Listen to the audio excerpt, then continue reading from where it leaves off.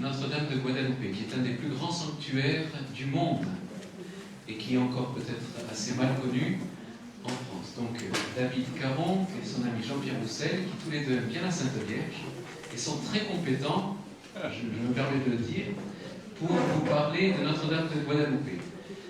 Et en même temps, ils préparent un livre, j'ai appris cela, donc ce qu'ils vont vous dire, tout simplement, va être bientôt dans un livre, c'est quelque chose donc de fouillé, de scientifique et de très authentique. Alors je leur laisse la parole, je ne sais pas qui va la prendre en premier. C'est Jean-Pierre. Bonjour.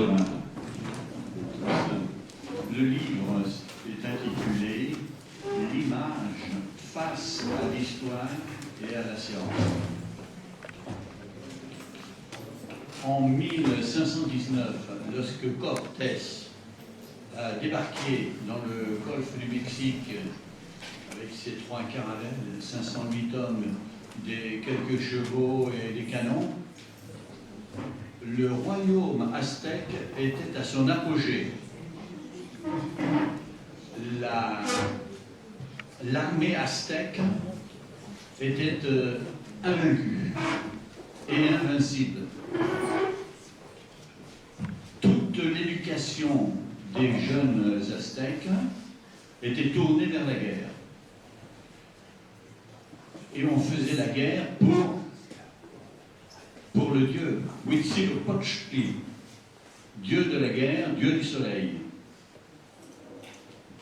On faisait la guerre pour avoir des prisonniers. On ne tuait pas les gens le moins possible pour les conduire à la capitale, Tenochtitlan, Mexico, pour les offrir en sacrifice. Cette éducation des jeunes était assez exemplaire, spartiate. La religion était partout. La mort aussi.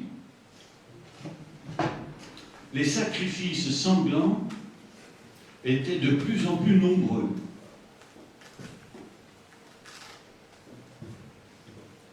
Et c'était le côté diabolique, un peu de ce grand royaume, puisque en haut des pyramides, on arrachait le cœur vivant des sacrifiés pour le présenter à Huitzilopochtli, le dieu de la guerre. On faisait la fête avec les meilleurs morceaux des sacrifiés, uniquement ce jour-là.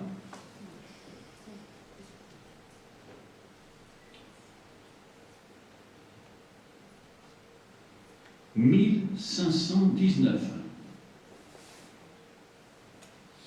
Cortés et ses conquistadors ont été accueillis la première fois comme des dieux.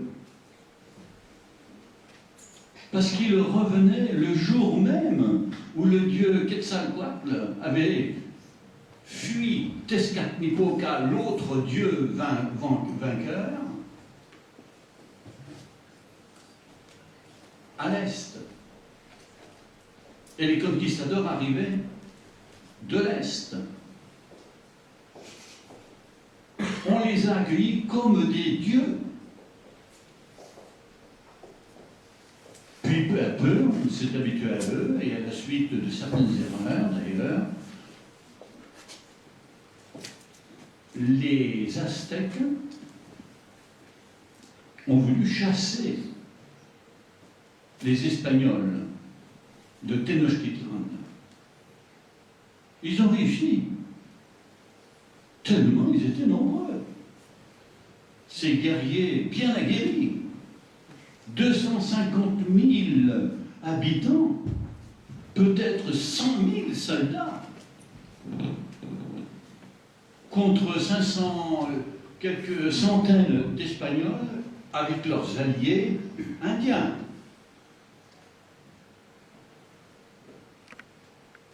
Ce fut un désastre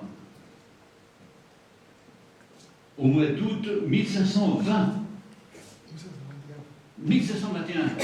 Non, la Noche Triste, un désastre en 1520. Et Cortés et les survivants, aidés de tous ceux qui avaient entendu parler de l'or que l'on pouvait trouver, des richesses de l'autre côté de l'océan Atlantique, et surtout des alliés indiens qui détestaient Tenochtitlan, les Aztèques, puisqu'ils ramassaient des tribus et des prisonniers, faisaient des razzias, si bien que Cortés a donc revu une armée, a fait construire 13 brigantins, ces bateaux suffisamment grands pour qu'on puisse mettre des canons et quelques chevaux, et attaquer aussi la grande capitale fondée sur la lagune par l'eau. Le siège a été long. Et finalement, à cause de la famine qui régnait à Tenochtitlan, et puis aussi de la peste, car ils ne pouvaient plus enterrer les morts comme ils le voulaient, Tenochtitlan a été détruit. 1521. De 1521 à 1531, l'Espagne envoie une première audience pour gouverner le pays. La première audience se comporte très mal. Elle distribue les terres aux Espagnols, aux conquistadors, aux Espagnols, et à ceux qui arrivaient aussi d'Europe. Et pour cultiver ces terres, ils prennent ramenait les Indiens comme esclaves. Quand le premier évêque, Juan de Zumárraga, est arrivé, il a vu une société en triste état.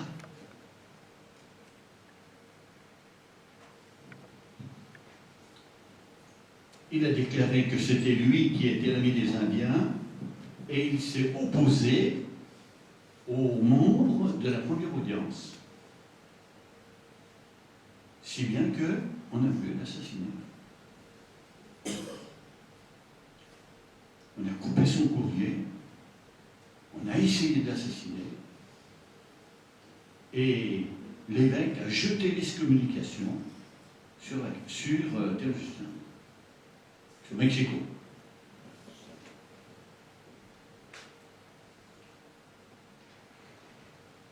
En 1531, après une prière profonde, une prière désespérée de l'évêque, la Vierge va répondre.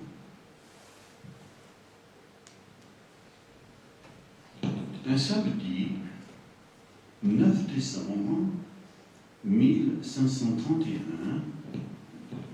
un Indien, un homme de 57 ans, veuf depuis 2 ans, s'habille dans sa tilma blanche, un grand manteau que sa femme, avant de mourir, lui avait offert comme cadeau d'anniversaire 2 ans auparavant,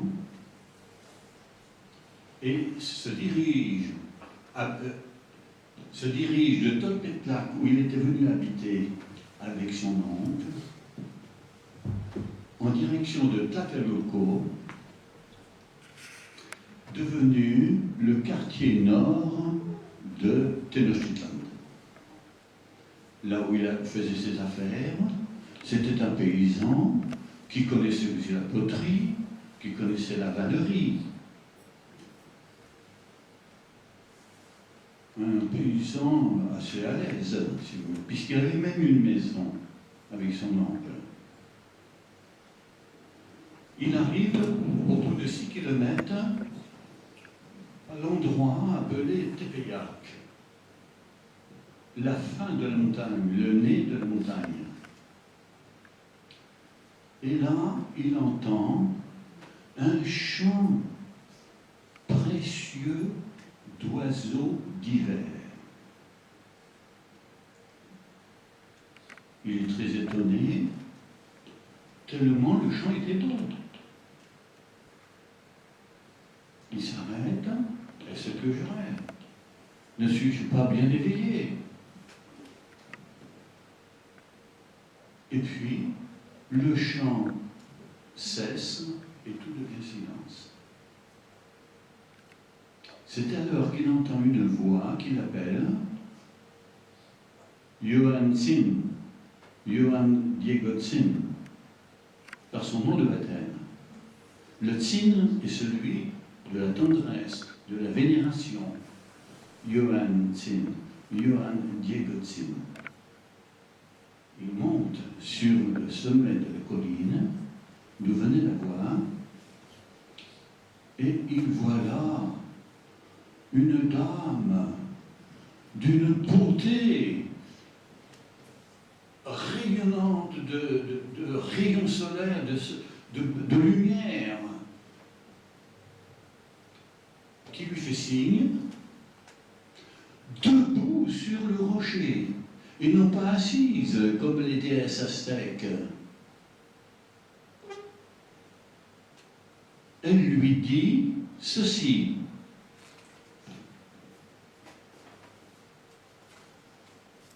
C'est important de lire exactement les termes, car c'est assez rare de voir comment la Vierge, car c'est elle, bien sûr, hein, la Dame du Ciel, comme il disait. Sache-le bien et sois sûr en ton cœur Ô toi, mon dernier fils, que je suis la toute vierge à jamais, Sancta Maria, Mère de Théope, Dieu, de grande vérité, di pane moruani, celui qui donne vie, du Créateur des êtres nouveaux, in toque nawake, de celui qui est proche, immédiat, du Seigneur de la terre et des cieux. Je veux donc et désire ardemment qu'en ce lieu on érige pour moi une maison de Dieu, pour y montrer et y donner à tous mon amour et mon aide, ma compassion, ma protection, car je suis la très miséricordieuse Mère, la tienne, et celle de tous les hommes de cette terre, quels qu'ils soient, qui m'aiment, me parlent, me cherchent et se confient en moi. Pour que se réalise cette miséricorde, que l'on voit ma clémence, rends-toi à Mexico, au palais de l'évêque, pour lui dire que c'est toi que j'envoie en tant que messager et pour lui faire connaître mon grand désir d'avoir ici une maison, un temple dans la plaine. Tu lui diras bien tout ce que toi tu as vu, admiré, entendu. Et sois sûr en ton cœur que je te le rendrai, te le revaudrai. Et pour cela, je te ferai heureux, te donnerai félicité, récompensé de ta peine, de ton labeur, dignement tu le seras. Après avoir transmis ma pensée, ma parole, et fait tout ce qui t'est possible de faire. Juan Diego se prosterne et la quitte, se dirige en bas de la colline, trouve la chaussée de 5 km de long qui va du Tériac sur la lagune jusqu'à Tlatelolco, jusqu'à l'évêché. Il arrive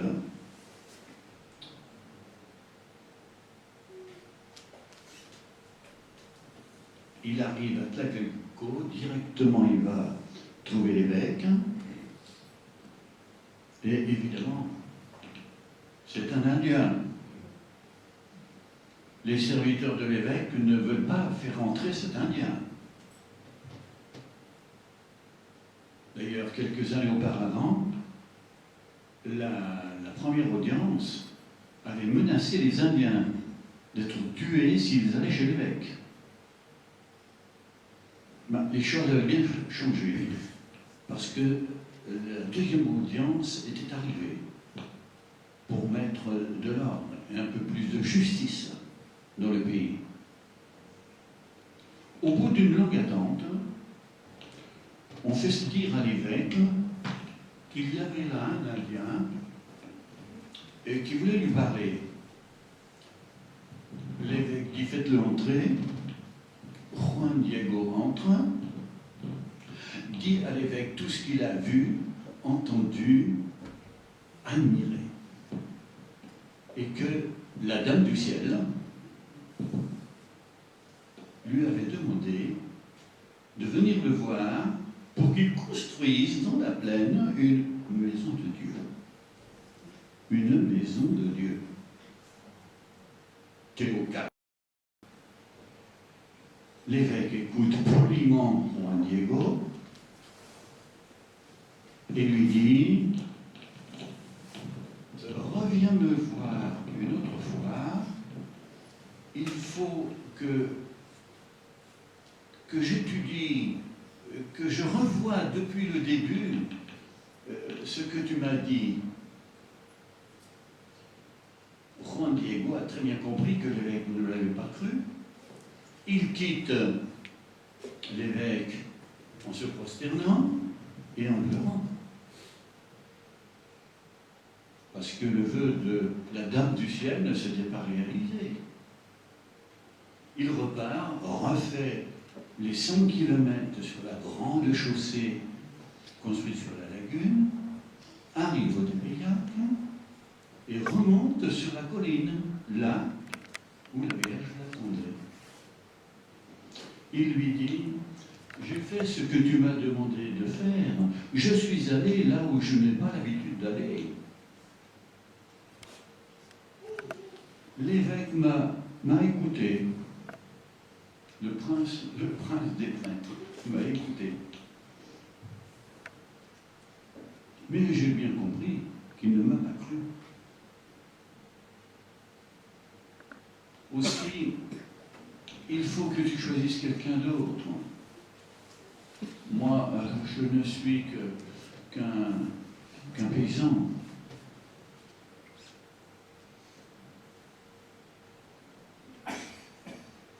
Quelqu'un d'autre qui sera plus écouté que moi, plus noble. Et le Vierge lui dit: non, sache-le bien et sois sûr en ton cœur que je ne manque pas de serviteurs, moi, de messagers, à qui je puisse offrir la charge de porter ma pensée, ma parole, afin que s'accomplisse ma volonté. Mais il est nécessaire, oui, vraiment, que ce soit toi qui aille et qui parle, et que grâce à ton aide se réalise mon désir, ma volonté, par ton intercession. Aussi, je t'en prie, et grandement j'insiste pour que demain tu ailles chez l'évêque une autre fois.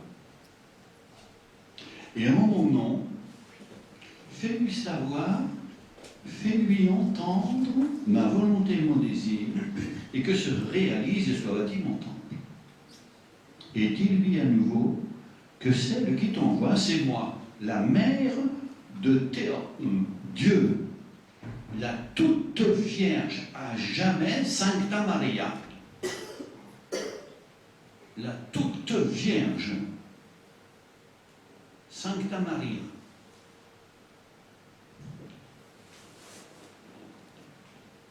Le jour suivant, dimanche,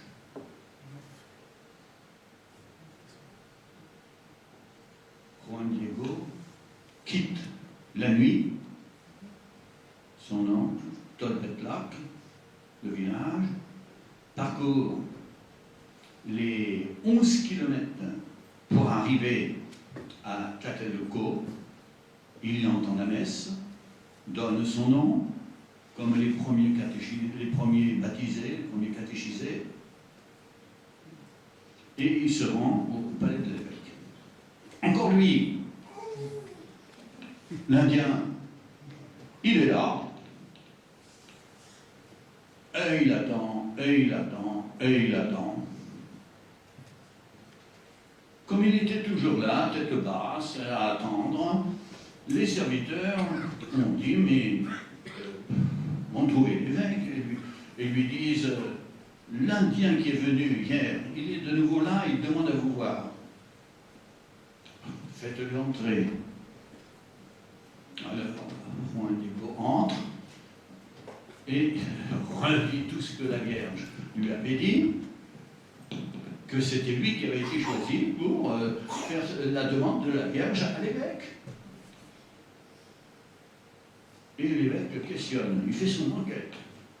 Alors, comment était-elle, cette dame du ciel? Et où l'as-tu vue? Et comment elle était habillée?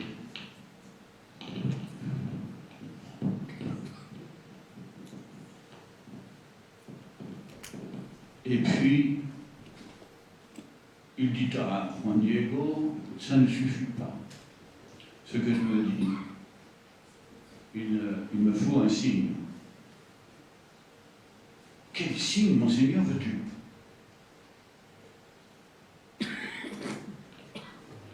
Il congédie Juan Diego.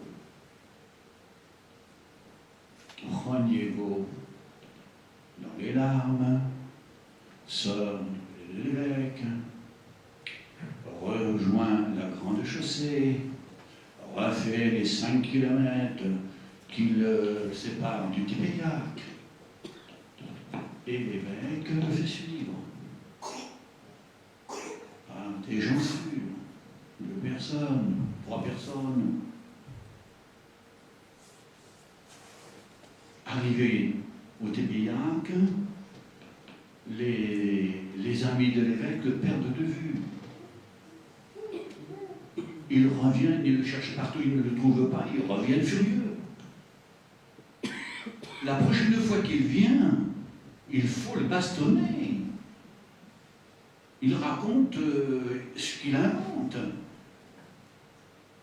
Et lui, pendant ce temps-là, il était remonté sur la colline, et là, il a retrouvé la Dame du Ciel.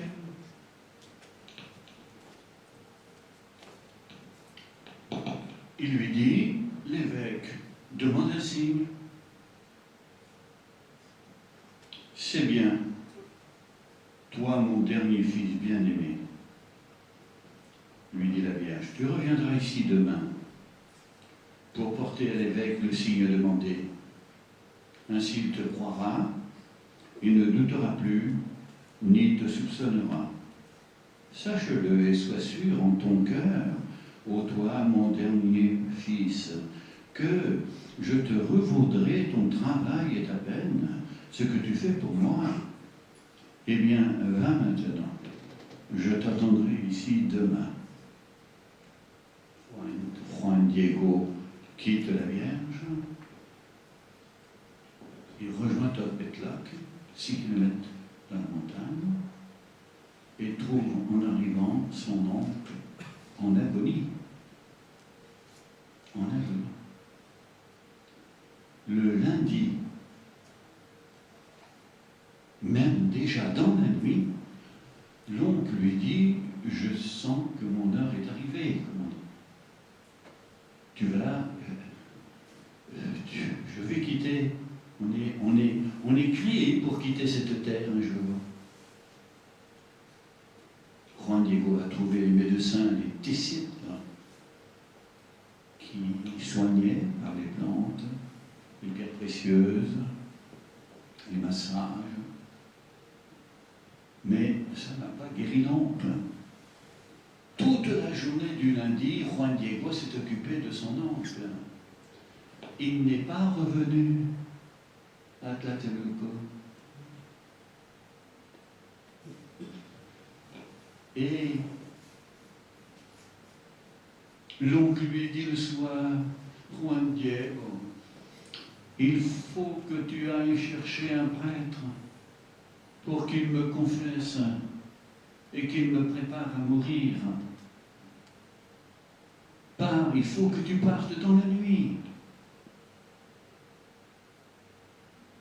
Juan Diego, de nouveau dans sa grande timna blanche, nouée sur l'épaule droite, prend le chemin du Tébéillac et de Tlatelolco. Arrivé au Tébéillac, il se dit, si je prends le chemin que j'ai l'habitude de prendre, c'est-à-dire le chemin qui va du côté où le soleil se couche, je risque de rencontrer la Dame du Ciel, elle va me retarder, mais c'est mon oncle qui est important, c'est mon oncle qui souffre. Alors je vais d'abord m'occuper de mon oncle, aller chercher un prêtre, et puis je reviendrai voir la Dame du Ciel.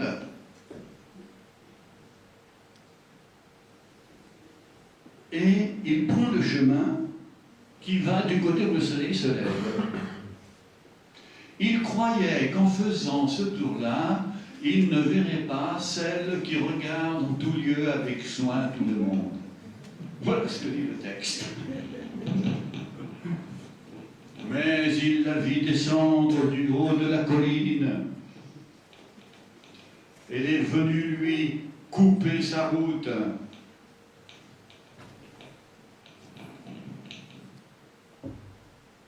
Et Juan Diego, eut-il peur?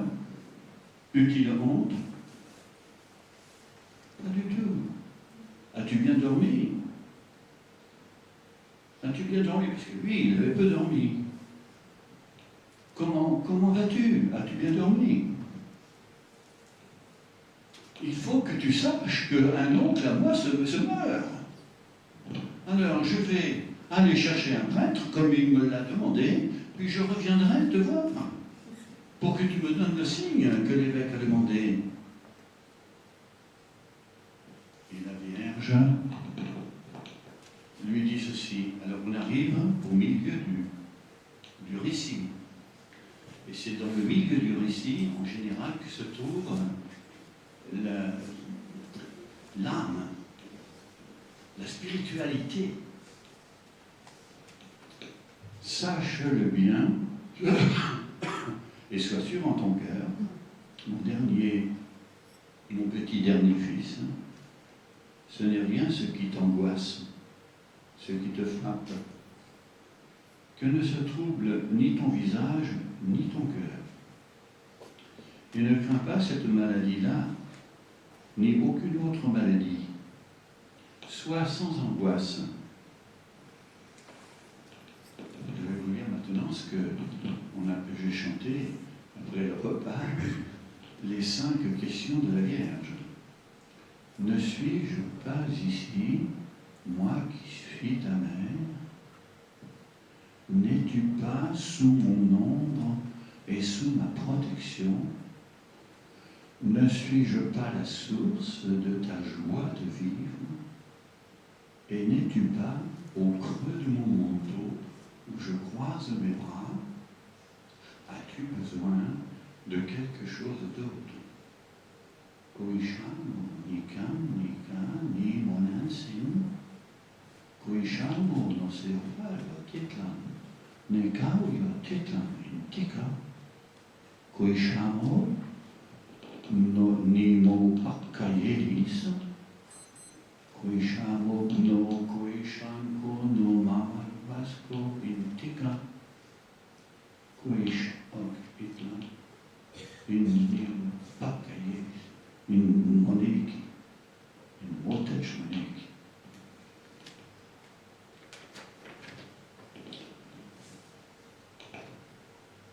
C'est rempli de poésie. En nahuatl. La Vierge a montré ses talents de poète, là, poétesse.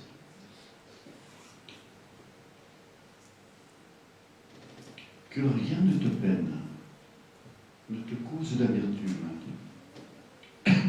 et que la maladie de ton oncle ne t'afflige, car il ne mourra pas de ce qu'il a. Sache-le bien et sois sûr en ton cœur qu'il est déjà guéri. Il devait mourir à 84 ans, en 1544. Et Juan Diego en 48. Et l'évêque aussi, 48. Juan Diego attend le signe.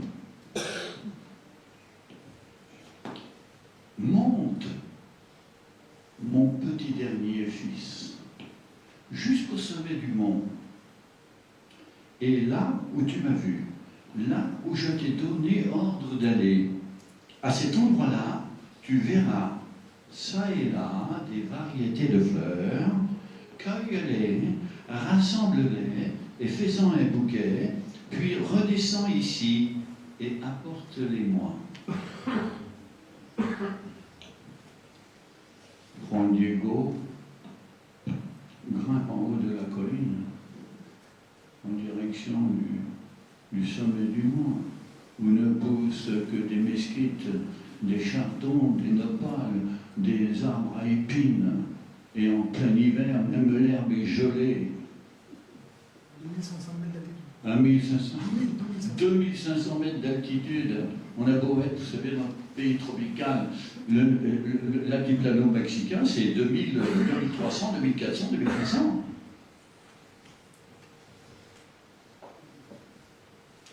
Il y va. Et en arrivant en haut du Tepeyac, il trouve la terre fleurie. La terre fleurie, pour les Aztèques, c'était le paradis. Hein. Ils appelaient ça comme ça, le paradis. la terre des ancêtres, la terre fleurie.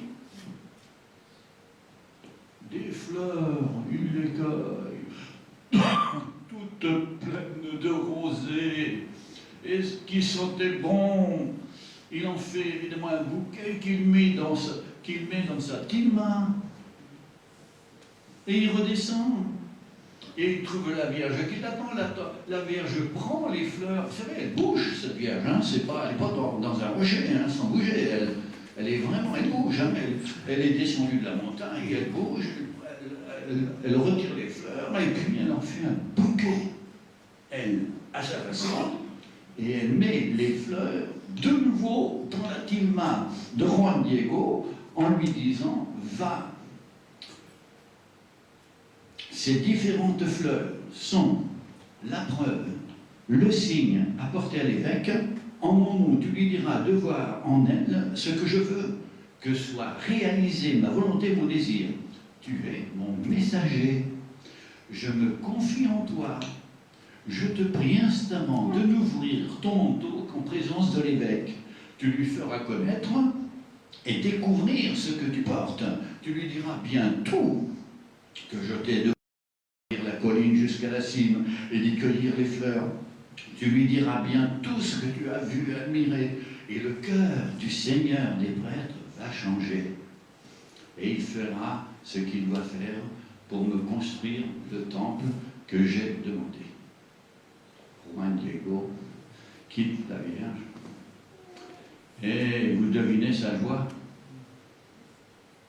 c'est que la tilma était tout embaumée.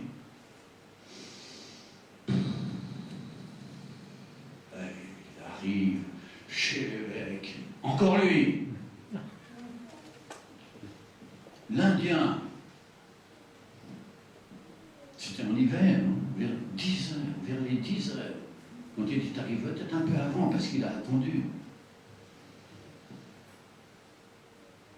Tête basse, il attend, il attend, il attend. Les serviteurs, les portiers sont là, et il remarque qu'il porte quelque chose dans sa tilma, dans le creux de son manteau. L'un d'eux s'approche, par 3 fois, ils ont essayé, et Juan Diego, lui, n'était pas fâché, parce que lui, il s'est dit, moi, je vais être là encore à la nuit. Alors donc, ils comprennent qu'il faut montrer un petit peu ce qu'ils portent. Hein. Alors ils prennent des fleurs, et à chaque fois qu'ils prenaient une fleur, c'était plus une fleur. C'était comme des fleurs brodées. Alors ils ont été assez surpris. Ils sont allés trouver l'évêque pour lui dire, l'Indien est là. Et il a quelque chose dans son manteau. Faites-le entrer. L'évêque comprend tout de suite. Il avait demandé un signe. Il comprend. Faites-le entrer. Alors Juan Diego entre chez l'évêque. Il y avait d'autres personnes, comme on peut voir tout à l'heure. Et Juan Diego récite sa journée, son entrevue avec la Vierge. 4e apparition. Et ces fleurs, les voici. Et il ouvre sa tilma blanche, et les fleurs tombent sur le sol, et l'évêque tombe à genoux. Et ceux qui étaient là aussi. Et Juan Diego, lui, ne savait même pas qu'il avait cette image sur sa tilma.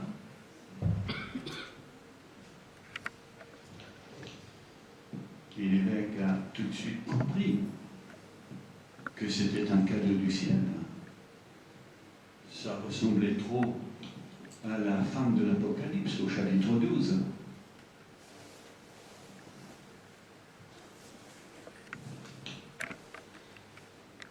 Alors il dit à Juan Diego,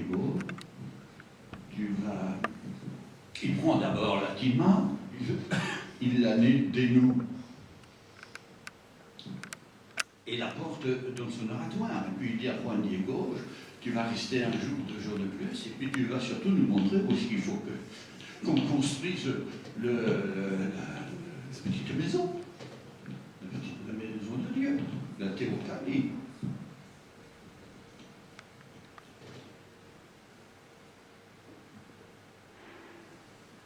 Ils ont mis 3 semaines. Même pas. Parce que pour le 25 décembre, l'Ermitage était construit. Voilà, pour le 25 décembre, l'Ermitage était construit, ils ont donc transporté la Vierge, le manteau, n'est-ce pas, de Tlatelolco au Tepeyac, où ils avaient construit un petit ermitage qu'on verra en montrera. Mais auparavant, Juan Diego a dit, moi il faut que j'aille dire à mon oncle ce que j'ai fait. Donc, on a accompagné Juan Diego, ils sont allés à Tolpetlac, n'est-ce pas, pour retrouver l'oncle, Juan Bernardino, et ils lui ont dit, ben voilà, on vient avec ton oncle. Lui, il a été très surpris de voir toute cette cohorte de gens qui entouraient son neveu. Mais il a dit, mais moi aussi je l'ai vu. Moi aussi je l'ai vu, la Vierge, 5e apparition. Moi aussi je l'ai vue, elle m'a guéri. Et elle m'a dit, on m'appellera Santa Maria, la Vierge de Guadalupe. La Vierge de Guadalupe. Toute Vierge de la Toute Vierge, à jamais, Sainte Marie de Guadalupe. Mais le signe, ça fait bientôt 500 ans que la tilma existe, et il a fallu attendre les progrès des sciences de notre époque, du XXe et maintenant du XXIe siècle, mais surtout du XXe siècle, pour que on connaisse les secrets de l'image. Alors tout le côté scientifique est vraiment d'un grand intérêt. Je vais passer la parole à David, qui va vous conter ça. Peut-être qu'il y a des questions. Oui. On va partir des apparitions. Quelques questions, par exemple, Oui, des questions sur le récit. Le récit a été écrit en Nabatou par Antonio Valeriano, une intelligence remarquable. Un homme né en 1520, mort en 1605, l'un des premiers élèves du premier collège fondé par l'évêque, le collège de Santa Cruz. Il a été remarqué immédiatement, il a appris l'espagnol très rapidement et le latin. Il est devenu trilingue, à 21 ans on l'a choisi comme professeur, à 24, 5 ou 6 ans on l'a choisi comme vice-recteur. Le bras droit du grand Sahagún, qui a écrit 10 tomes, le franciscain, 10 tomes sur la Nouvelle-Espagne, les choses de la Nouvelle-Espagne. Et ce Antonio Valeriano a terminé sa vie comme juge et gouverneur de Mexico pendant 30 ans, avant de mourir en 1607.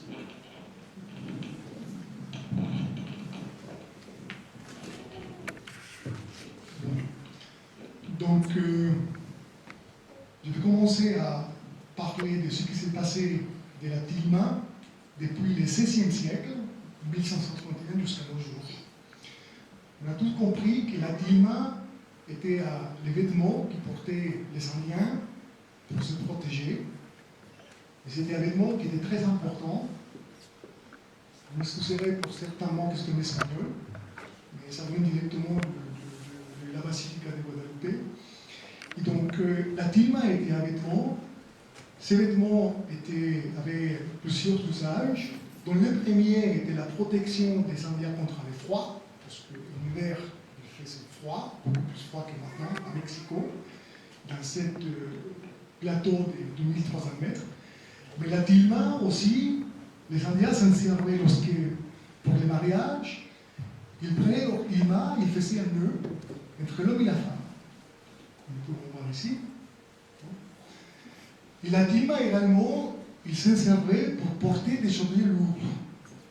Les hommes devant, les femmes derrière, ils portaient les enfants.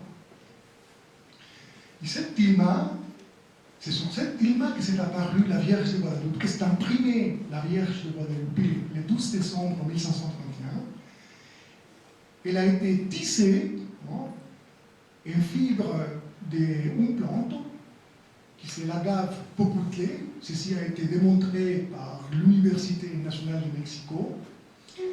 C'est une plante dont les fibres ont une durée moyenne de vie de 20 ans. Donc, le premier miracle de la Vierge de Guadeloupe est cette durée de presque 5 siècles d'un vêtement tissé en fibre végétale. En 1529, parce que l'on sait que Juan Diego a reçu cette tilma comme cadeau de son épouse avant qu'elle meure, en 1529. Et donc, elle aurait dû disparaître vers 1550. Aujourd'hui, elle est toujours intacte. Il faut savoir qu'à l'Ermitage, qui s'est trouvé sur le Tepe Jacques, au départ, l'image n'était pas protégée par aucun verre protecteur. Elle est restée exposée comme ça pendant 116 ans, donc plus d'un siècle, sans aucune protection, où les Indiens venaient la vénérer, la toucher, éclairer des cierges, etc., etc., dans une atmosphère salpêtreuse, parce que le système lacustre de Mexico était composé de 5 lacs, dont 2 d'eau salée et 3 d'eau douce. Donc Texcoco, le lac de Texcoco, qui touchait le Tepeyac, est un lac d'eau salée. Et donc en fait, c'est une atmosphère très salpêtreuse. Donc, par la suite, il y a eu je vais prendre ça tout à l'heure. Donc voici un premier miracle. On voit qu'effectivement, on a eu l'opportunité de prendre une photo par derrière. Je ne sais pas si vous êtes allé à la basilique de Guadalupe à Mexico, certains d'entre vous, mais quand on voit la Vierge aujourd'hui exposée, on monte par derrière, il y a un coffre-fort. Ce coffre-fort, il est toujours fermé. Mais le prêtre qui est responsable, il a eu la possibilité de prendre une photo de cette image par le berceau pour voir effectivement que les couleurs qui sont imprimées pour la partie frontale, ils traversent complètement l'image, ils sont visibles par le berceau. Comme si les couleurs étaient imprégnées complètement du tissu. Des chercheurs se sont intéressés à l'image depuis très tôt. Depuis le XVIIIe siècle, on a eu un mathématicien mexicain, Bartolomé Diaz, qui a voulu reproduire effectivement sur une tilma d'agave popoutlé une image. Il a laissé exposer pendant 20 ans. Au bout de 20 ans, il n'y avait plus rien. Des peintres et des médecins se sont intéressés aussi au XVIIIe siècle par rapport à la peinture elle-même. Ils ont retrouvé qu'on rapportait en disant que c'était impossible pour la main de l'homme de pouvoir peindre une œuvre similaire. Au XXe siècle, Philippe Serra-Callahan, un chercheur d'un laboratoire en Florida qui prêtait ses services pour la NASA, il a eu l'opportunité de venir à la Basilica de Guadalupe, accompagné d'un autre chercheur, Smith, pour faire une étude infrarouge de la tilma avec de la photographie infrarouge. Il a effectivement démontré scientifiquement que la technologie infrarouge elle est utilisée dans les œuvres d'art pour voir si effectivement par derrière la couche de peinture il n'y a pas de traces. Et donc il a trouvé aucune trace de grand type. Et puis dans son rapport, normalement les couleurs bleues à l'infrarouge, il ressort un petit peu noir, alors que pour la Vierge de Guadalupe, il est complètement transparent. Donc Serna Callahan et Smith, ils n'ont pas d'explication possible. Ils disent tout simplement, aujourd'hui, dans l'état de la science, donc par la méthode de l'interférométrie infrarouge, il est inexplicable. Callahan, il était également, ou il est, je ne sais pas s'il est décédé, peut-être pas, il est spécialiste de l'iridescence. C'est un phénomène que l'on voit dans certaines espèces d'animaux, notamment les papillons. Quand on regarde les cellules des papillons d'un angle différent, on voit que les nuances des couleurs changent. Donc, Callahan, il voit effectivement que ceci est visible dans le visage et les mains de la Vierge. Également, le fait que la lumière se reflète à différents angles sur une peinture est inexplicable.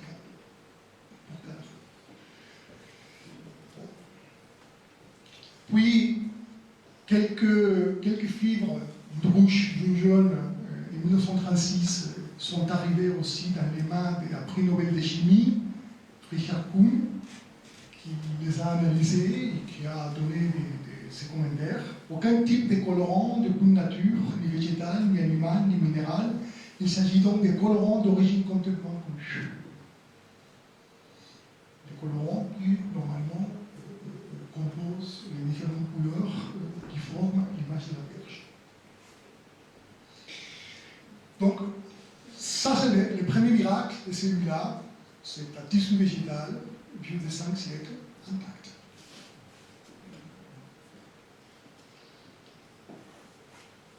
Il y a des choses qui sont aussi très importantes, très intéressantes, du point de vue de l'inculturation. Je vais me servir de ces mots, parce que c'est un mot qui a été utilisé la première fois pour la Vierge de Guadalupe par Jean-Paul II, quand il a dit « parfaite enculturation d'un monde aztèque, étoile de la nouvelle évangélisation » en 1992.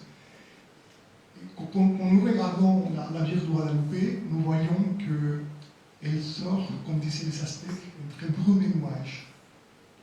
On voit effectivement qu'il y a toutes cette partie, tous les nuages qui sont derrière elle. Et pour la culture aztèque, seulement les dieux pouvaient venir des bons nuages. En fait, quand Cortés arrive, il les voit venir Moctezuma et l'accueille à Tenochtitlan, il lui dit « Vous êtes venus des dieux qui nous êtes reconnus ». Un très beau nuage. Un autre signe pour Moctezuma, qui faisait croire que Cortés était Quetzalcoatl qui revenait. Donc ça c'est un signe très très fort. La Vierge de Guadalupe est un très beau nuage. Puis, nous sommes face à ce que la science historique, aujourd'hui, classifie comme un codex. Parce que les Aztèques ont découvert, effectivement, ont lu dans toute la symbologie qui se trouve sur les manteaux et sur la robe de la Vierge de Guadalupe, un codex. Le langage aztèque était pictographique. Il communiquait à travers des pictogrammes. Le nahuatl est une langue qui est devenue, qui s'est écrite par la suite, parce qu'on a ajouté des phonèmes. Mais normalement, ils n'écrivaient pas avec des lettres comme nous, ils transmettaient toutes leurs pensées à travers des pictogrammes. Ils ont compris dans la Vierge de Guadalupe qu'il y avait un message qui était lu par les clamatinimés à l'époque, c'est-à-dire les prêtres savants aztèques. On est face à une princesse. Elle est une princesse parce qu'elle est vêtue d'un manteau émeraude turquoise. Seulement les princesses pouvaient se vêtir de cette couleur-là. Mais elle vient annoncer quelqu'un qui est plus grand qu'elle. Elle éclipse le soleil, mais là, la tête penchée, un signe de respect pour quelqu'un d'autre. C'est quelqu'un d'autre, c'est le vrai Dieu. Donc elle vient annoncer Jésus-Christ qui porte elle. Et ça, c'est un message très important que les Aztèques découvrirent très tôt, parce qu'en fait, c'était une population qui avait perdu tous les repères. Ils se croyaient ceux qui, normalement, responsables du cycle de la vie. Et lorsque les Espagnols détruisent tous leurs temples, tous leurs dieux, je pose la question, où sont passés nos dieux? Ils sont morts ou endormis. Les cinquièmes soleils, ils croyaient qu'ils vivaient dans les cinquièmes soleils. Tous les autres 4 ères ou 4 soleils auparavant étaient détruits. Donc, ils pensaient que ces 5e ères allaient être détruites également. Et c'est pour ça qu'ils nourrissaient leurs dieux avec les corps de sacrifiés pour allonger la vie de cette 5e ère. Hein? Il était responsable de l'équilibre du cosmos. Et donc, il n'y avait plus de sacrifices sanglants parce que les Espagnols avaient interdit. Ils ne pouvaient plus prier à leur Dieu parce que c'était interdit. Donc, pour eux, c'était clair qu'ils vivaient dans la 5e ère, le 5e soleil, et cette terre allait être détruite. Et donc, dans la Vierge de Guadalupe, elle découvre véritablement que le cycle du cosmos est retrouvé. Parce que l'éclipse du soleil, elle est debout sur la lune, on voit l'ange qui est en bas d'elle, qui prend avec sa main le manteau, donc le ciel, l'autre main la robe, donc la terre. La terre et le ciel sont en équilibre. Elle montre que l'équilibre du cosmos va être donné par cette vraie Dieu, cette vraie lumière qu'elle porte en elle. Tout ceci a été démontré du point de vue historique et archéologique, mais il y a un prêtre mexicain qui a étudié d'une manière très profonde la culture aztèque et qui s'est appuyé avec des études des autres historiens, donc le père Mario Rojas, aujourd'hui décédé, mais donc c'est effectivement grâce à lui que beaucoup de choses se savent aujourd'hui par rapport à la Vierge de Guadalupe. Et on parle, donc les premières études archéologiques du Codex guadeloupéen ont commencé vers les années 40, donc il n'y a pas très longtemps. Puis, on voit que ces codex, ou plutôt cette ligne, les étoiles, puis également tous les ornements de la robe, sont délignés en ligne dorée, qui était un signe très important également pour les Aztèques, parce que c'était la couleur des dieux.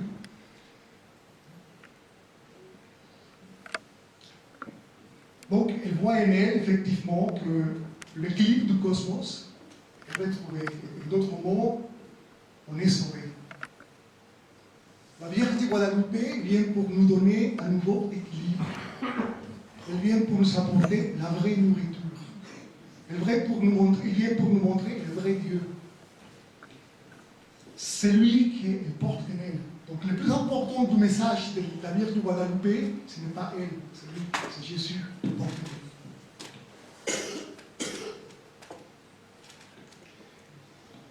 elle. L'autre, elle montre qu'elle s'est apparue à Mexico parce qu'elle est debout sur le centre de la Lune. Et Mexico, étymologiquement parlant, Mexico, ça veut dire sur les nombrils de la Lune. Elle est incroyable.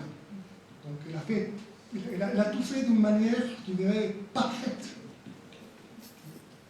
C'est pour ça que quand Jean-Paul II dit la parfaite enculturation dans le monde aztèque, il s'est trompé. Et oui, elle est enceinte. Ceci est montré par les doubles rubans noirs qu'elle porte à sa ceinture. C'était la manière dont les femmes aztèques, les princesses aztèques montraient qu'elles étaient enceintes. Mais il y a une chose aussi qui est très importante, et surtout, je dirais, qui est très importante, mais qui est pratiquement invisible. Qui est très très simple, et on ne le voit pas. C'est une fleur. C'est la seule fleur à 4 pétales que nous trouvons sur la robe de la Vierge de Guadalupe. Et elle est sur son ventre, elle est là. Elle est là. Toutes les autres fleurs sont différentes, mais celle-ci, elle est la seule fleur à 4 pétales. Et cette fleur, elle est très importante. Elle montre effectivement que, parce que cette fleur était la représentation des 4 points cardinaux, mais était aussi la représentation du vrai Dieu. Nahue Olin, ces 4 mouvements, on vivait la 5e ère, le 5e soleil, c'était l'ère du mouvement. Donc cette fleur représentait également les soleils. Les soleils étaient fêtés les jours de la fête du Nahuyoyin, à l'époque des Aztèques. Donc c'est une fleur qui vient confirmer encore plus que celui qui est dans le ventre de la Vierge est le vrai Dieu.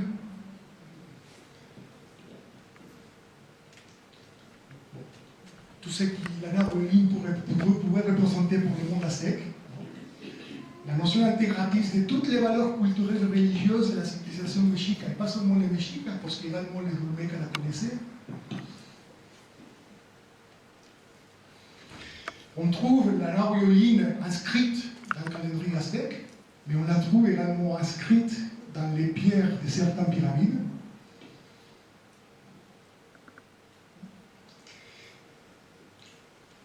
Poursuivons dans cette partie qui est très importante de la parfaite enculturation. On va voir également, on va trouver 8 fleurs identiques. Ce sont les 8 fleurs identiques qui, vous verrez, encerclées et à centre rouge, et que vous allez trouver à différents endroits de la Vierge. 1, 2, 3, 4, 5, 6, 7, 8 fleurs identiques. Alors cette fleur, ces 8 fleurs ont une signification surprenante et étonnante. Dans le monde de la philosophie aztèque, la religion aztèque également, et la poésie aztèque, elle reposait sur les dualismes. Comme je vous ai dit, entre brume et nuage, fleurs et champs, fleurs et tiges, montagne et eau, corps, visage, il y avait toujours un dualisme pour exprimer la réalité. Donc on voit ici dans ces 4 fleurs que j'ai agrandi du côté gauche, comme si effectivement ceci est une fleur, mais ceci est aussi la représentation d'une montagne, parce que c'est comme ça que la montagne est représentée. Et on appelle ça des fleurs tepetl. Tepetl, c'est montagne en nahuatl.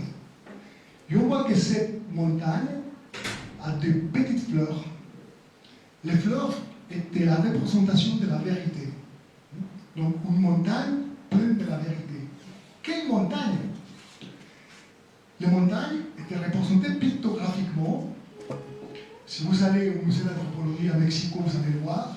Chapultepec, ça va être représenté comme une fleur avec je dis en français, grasshopper en anglais. Sauterelle, merci. avec une sauterelle, parce qu'en fait, c'est ça. Ici, on voit effectivement qu'il y a année, il y a une pointe. Pointe, c'est Jakak. Donc, le Tepeyac. Elle montre dans sa robe qu'elle s'est apparue au Tepeyac. Et quand elle est début sur la Lune, à Mexico. Donc, elle nous dit elle-même dans sa pictographie, je me suis apparue au Tepeyac à Mexico. Elle nous dit même quel jour. Ça, on verra plus tard. Donc, ici, nous voyons la fleur avec la tige enracinée sous le ciel. Mais cette fleur est une montagne, et ceci est une rivière également, pour la pictographie aztèque. Donc, la montagne et la rivière, c'est dualisme, montagne-rivière égale civilisation. Quel est le message? J'ai vu une civilisation enracinée dans la vérité du ciel. Si nous poursuivons, nous voyons que, parce que l'éclat animé des prêtres aztèques publie un codex, les savants aztèques, il les faisait tourner, ils regardaient de tous côtés. Retournons la Vierge, regardons la fleur à l'envers. Donc nous verrons un cœur. Comme une artère. Les sangs étaient la nourriture de Dieu. Vous n'avez plus besoin de nourrir vos dieux. Vous savez, la nourriture qui vient du vrai Dieu, le Dieu que je viens vous donner. Et puis, vous savez l'autre dualité, cœur, visage. Et le visage, comme le visage, cette dualité, pour la culture aztèque, était l'identité de l'homme. L'identité de l'homme. Donc, les Aztèques avaient compris que la Vierge voulait une petite maison dans la plaine pour fonder une nouvelle civilisation, enracinée dans la vérité divine. Voilà ce qu'ils avaient compris. Et donc, Santa Maria de Guadalupe s'imprime plutôt, sur la tilma de Juan Diego, le 12 décembre 1531, jour du solstice d'hiver. 12 décembre, solstice d'hiver. Mais souvenons-nous qu'en 1531, l'Occident était sous le calendrier julien. Et ce n'est plus qu'en 1582 que Grégoire XIII a rattrapé les 10 jours qui manquaient. Donc le 12 décembre 1531, c'était le 22 décembre, solstice d'hiver. Pour les Aztèques, c'était clair que le 12 décembre, c'était le solstice d'hiver. Mais pour les Aztèques, cette année-là, c'était une année 13. 13 roseaux. Comme à Fatima, 13 octobre. 13 roseaux. 13 roseaux. On est au centre, il y a une maison de l'eau, etc. Donc, les miracles de Guadalupe, à travers de cette parfaite enculturation, c'est de faire comprendre aux Aztèques qu'ils n'avaient plus besoin, dans leur cœur, d'offrir les corps des prisonniers pour nourrir les dieux. Et puis, 9 millions d'Indiens se convertirent en 8 ans. 9 millions d'Indiens se convertirent en 8 ans. Rappelons-nous que nous sommes au XVIe siècle, le même siècle du schisme protestant catholique. 8 millions de protestants quittent le catholicisme ce siècle-là, mais 9 millions d'Indiens de l'autre côté de l'Atlantique rejoignent. Donc, nous avons deux témoignages des deux frères franciscains, l'un Jerónimo de Mendieta et l'autre Toribio de Benavente, qui venaient si nombreux que les ministres, certains jours, ne pouvaient plus lever les bras pour baptiser. Certains prêtres devaient baptiser chaque jour des milliers d'Indiens, hommes, femmes et enfants. Écrit, signé Jerónimo de Mendieta, un frère franciscain. Et en l'espace de 8 ans, 9 millions d'Indiens se convertirent. Tout ceci est écrit dans les lettres des frères franciscains, dominicains, etc., qui participèrent de cet événement. Ils ne croyaient pas leurs yeux. Ils ont alerté le pape. Ils ont alerté le pape. Pour demander ce qu'il fallait faire. Oui, c'est exactement. Le pape, il a dit, continuez. Former des catéchistes. Aujourd'hui, c'est pas pareil. Parce que, il faut se souvenir d'une chose, la controverse de Valladolid n'avait pas encore eu lieu. C'est tout après. Lorsque les Espagnols sont venus à Valladolid parce que ils voulaient démontrer effectivement si les Indiens étaient des hommes, ils avaient le droit de les catéchiser, etc. C'est tout après. Hein. Bon. Voilà. Deuxième miracle. Changer les cœurs des Indiens.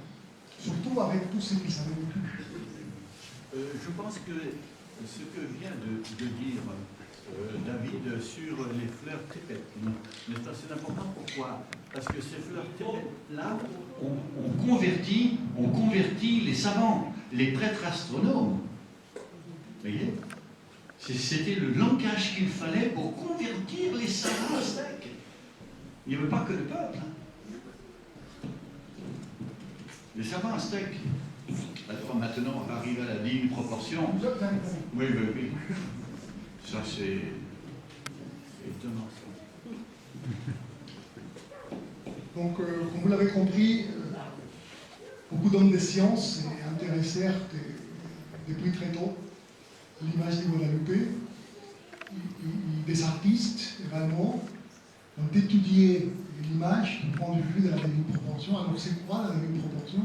La divine proportion est une proportion mathématique qui existe depuis très très longtemps. On la retrouve déjà au IIIe siècle avec Euclide.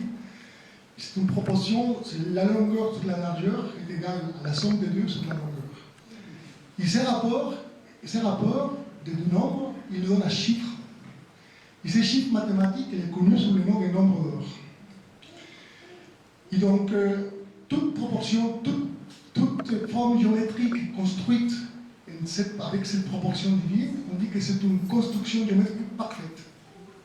Donc, les rectangles sur lesquels se trouve imprimée la Vierge de Guadalupe, on retrouve les mesures du nombre d'heures. Donc, c'est un rectangle parfait. Puis, en analysant plus en profondeur l'image, un Mexicain, Juan Homero Hernández Illescas, aujourd'hui décédé, il a fait des études très approfondies sur comment ces divines proportions et ces nombres d'or se trouvent à différents endroits sur la Vierge de Guadalupe. Il avait démontré également que la nahuioline, la fleur qui se trouve en bas du ruban noir, elle est placée à un endroit très précis, ce qui est une indication encore, je dirais, importante pour nous montrer effectivement que le plus important de la Vierge de Guadalupe, même du point de vue géométrique, c'est qu'elle vient nous donner Jésus.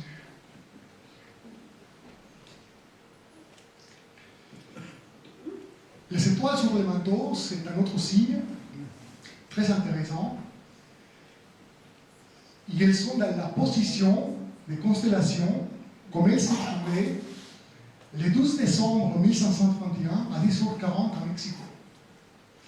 Donc c'est un autre signe. La Vierge de Guadalupe nous dit qu'elle s'est apparue au Tepeyac par les fleurs. Elle nous dit qu'elle s'est apparue à Mexico, parce qu'elle était 12 sur la lune, mais elle nous dit qu'elle s'est apparue le 12 décembre 1531 à 10h40. Grâce aux étoiles.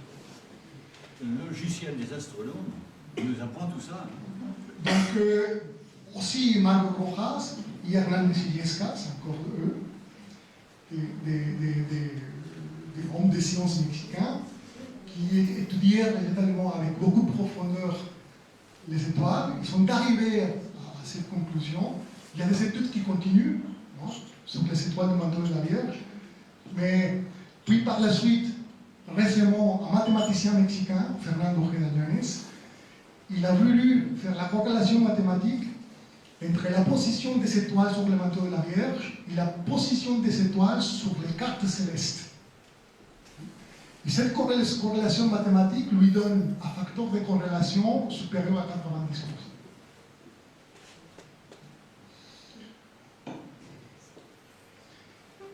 Puis, si nous plaçons l'image de la Vierge sur une carte céleste, à une échelle convenable, nous pouvons voir quelles sont les constellations qui sont cachées par la Vierge, nous ne la voyons pas. Il est étonnant de découvrir qu'effectivement la couronne boréale, Corona Borealis, se trouve exactement sur son fond. Donc la Vierge de Guadalupe elle est couronnée par le ciel. Je vais prendre un peu d'eau.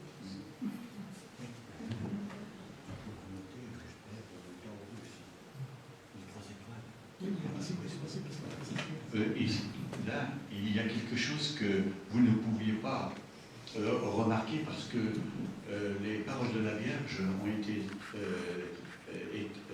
dites en latin et traduites de cette façon-là. No Kuishanko, dans mon creux de manteau, no mamalhuesco, dans mon croisement de bras. Mais il n'y a même pas le mot de bras. Dans mon croisement de bois, de morceaux de bois. Dans mon creux de manteau, là où je crois, où il y a un croisement à voir. Voilà. Et le mot de Mamalhuesco, il se retrouve sur cette image. En bas, vous avez les 3 étoiles. Sur la droite du manteau, les 3 étoiles, c'est la constellation du Taurus. Eh bien, les Aztèques appelaient cette constellation Mamalhuesco. Exactement le mot que la Vierge a employé pour dire dans mon croisement de bras.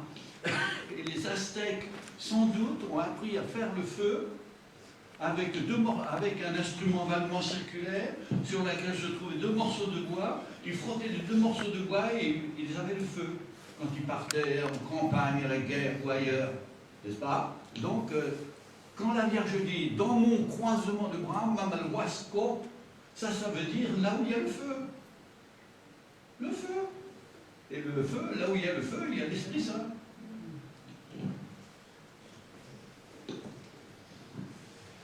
On va poursuivre. Il y a une étude scientifique très sérieuse sur l'orographie mexicaine, la Vierge de Guadalupe, ou plutôt les fleurs tepetl montagne, qui se trouvent sur la robe. Les premiers à avoir cette intuition, c'est encore Mario Rojas, venu vers les années 50, et il s'est dit la chose suivante. Les Aztèques communiquaient avec des pictogrammes. Ils ne parlaient pas, ils ne peignaient pas que les choses qui relevaient de la vérité. C'est quelque chose qui n'était pas vrai, ils ne pouvaient pas la peindre. Donc ils ne la peignaient pas. Pourquoi ils ne voulaient pas la transmettre? Les mensonges, ils ne voulaient pas les transmettre. Ils voulaient transmettre que la vérité. Donc c'était la seule chose qu'ils peignaient. Donc il s'est dit, la Vierge de Guadalupe est un codex, que les Aztèques ont compris. Donc, les fleurs tepetl, on a compris ce que ça veut dire. Mais ici, effectivement, les fleurs tepetl correspondaient également avec l'orographie mexicaine. Il a commencé à faire cette étude. La première chose qu'il s'est dit, quel point allons-nous prendre comme référence? Il a dit, bon, logique, la noire violine avec les Tepeyac. Ah mais non. 3 montagnes coïncidaient, mais pas les autres. C'est plus tard, et malheureusement, Rojas et Illescas ne sont pas vivants pour pouvoir effectivement voir aujourd'hui que leur intuition était juste.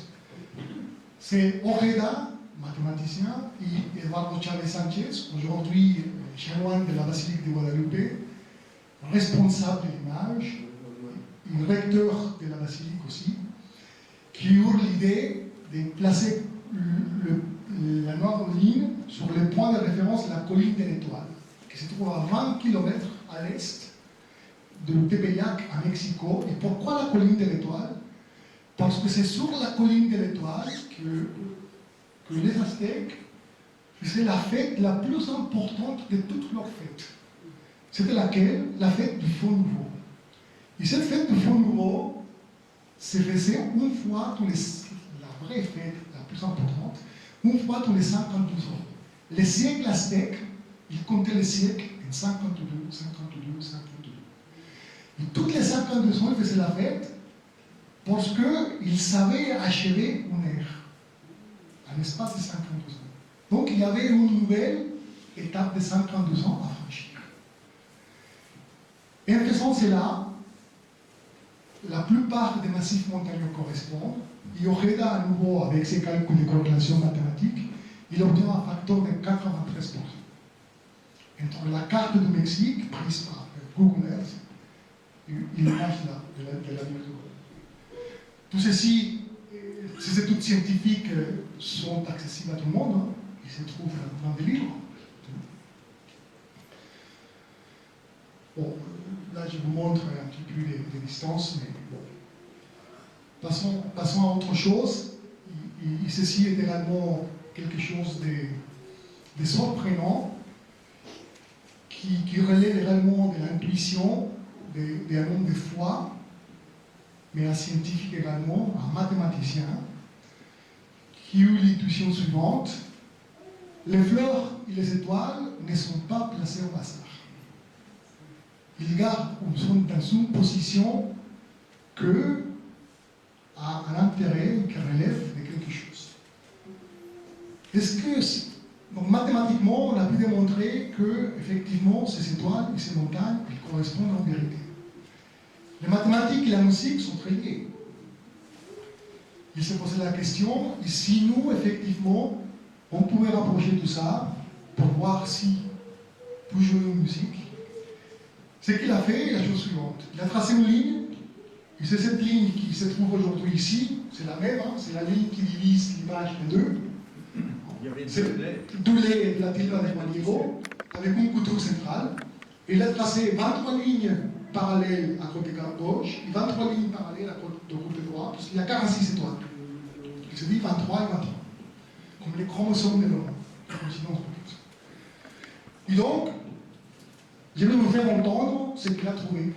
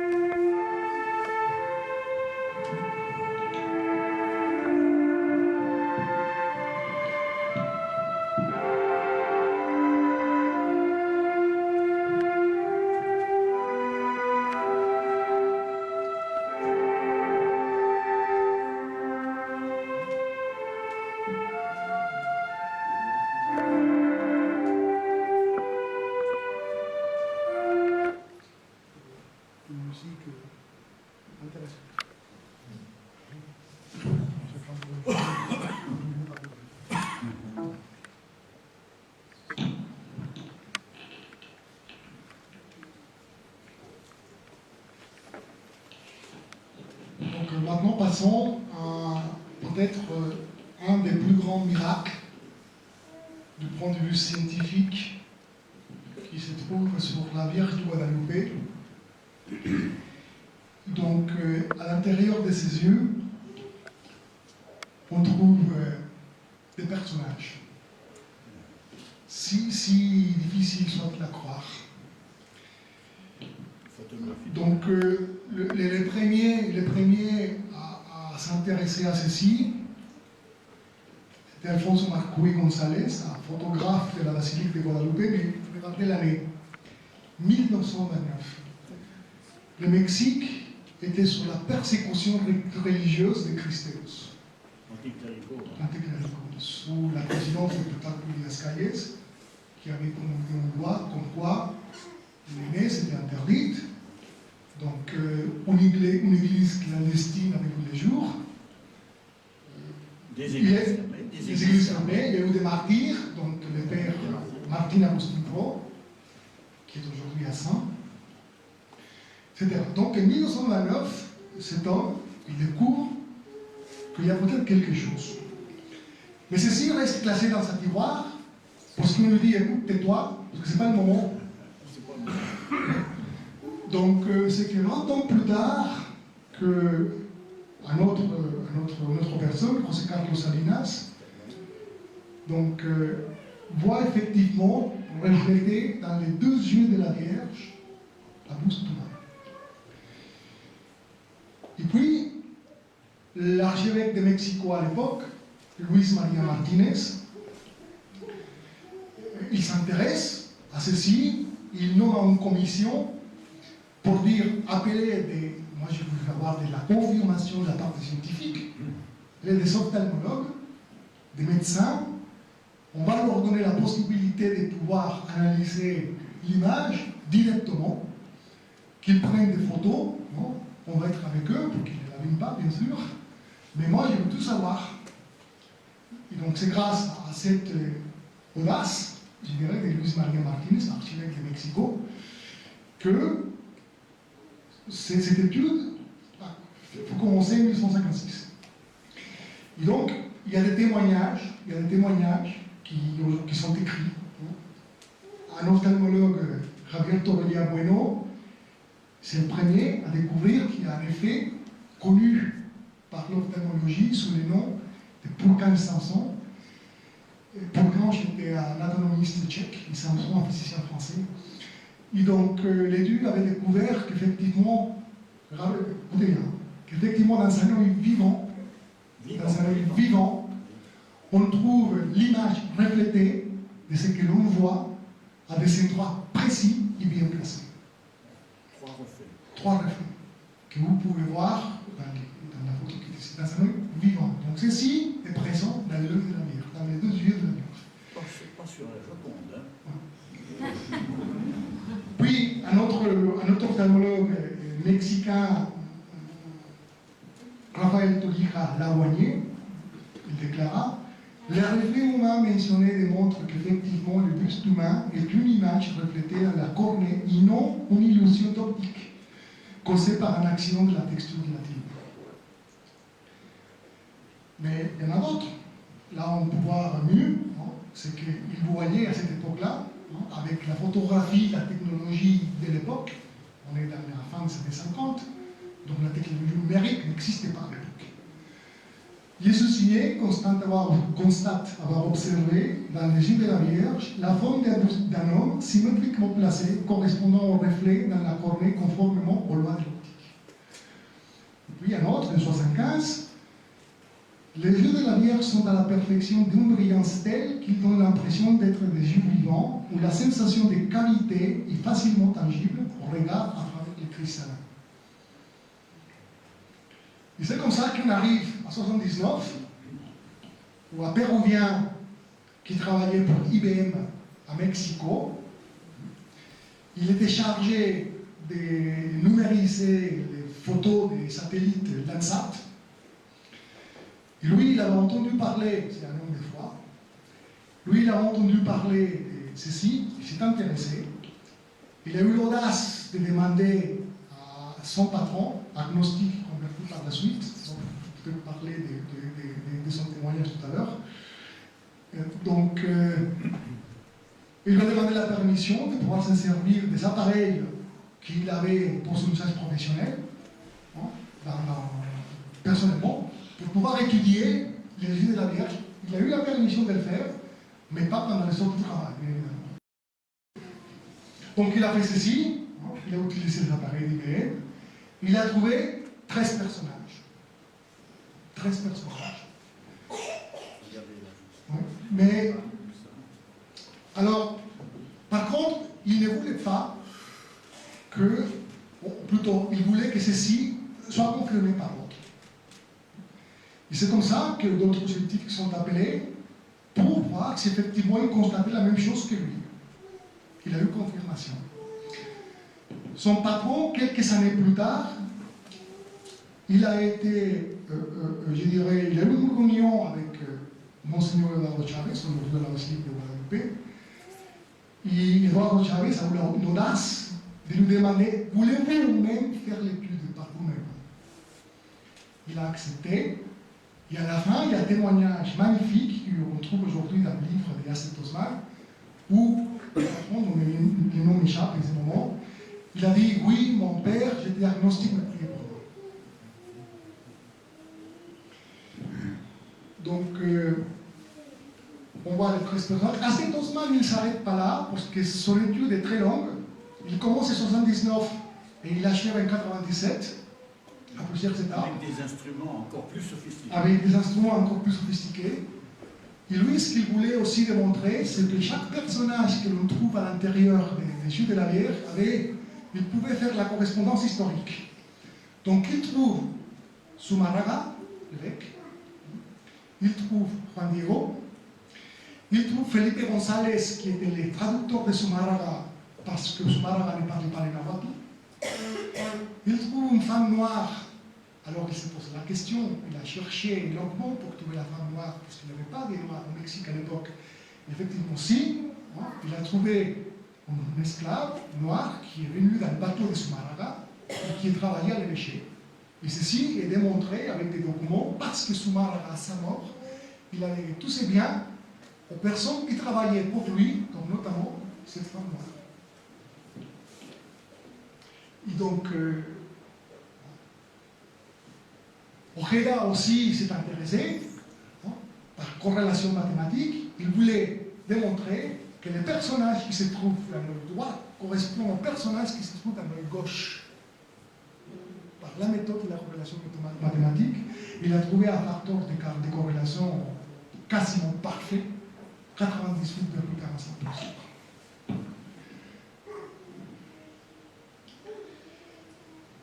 Mais bon, cette image, elle a, par inadvertance, ou effectivement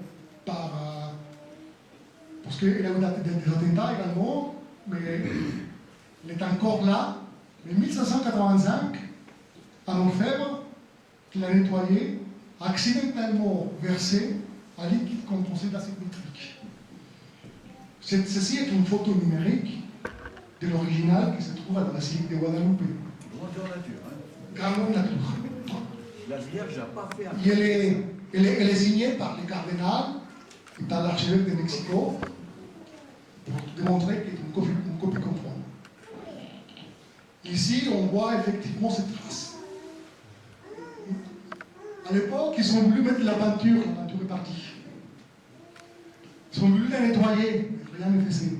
Donc, la marque d'acide, elle disparaît petit à petit. Mais les tissus vieux à l'époque de 300 ans, il n'a rien eu.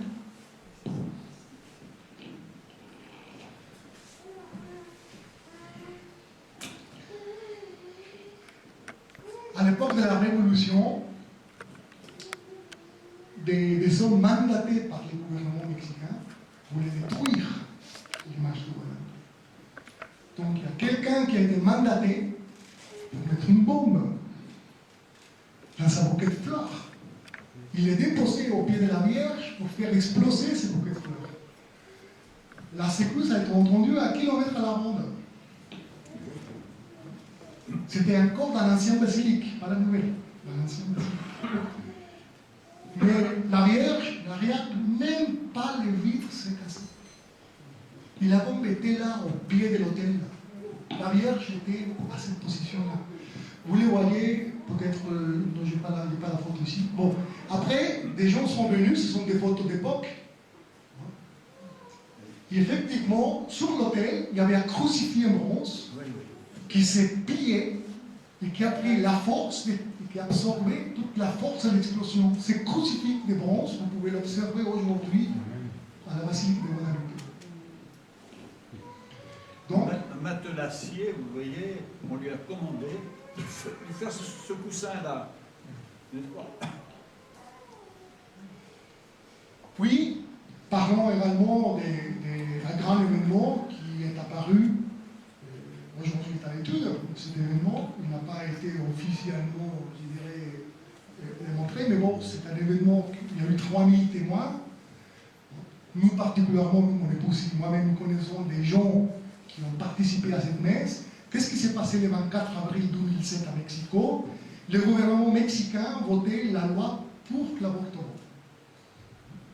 Et cette loi est passée. Et ce jour-là, il y a eu une messe à la basilique de Guadalupe, 3000 personnes.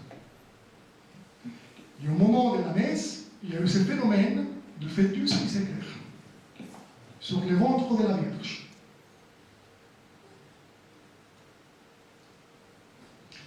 Depuis ce moment-là, la Vierge de Guadalupe est considérée comme étant la patronne des enfants à naître et des défenseurs de la vie.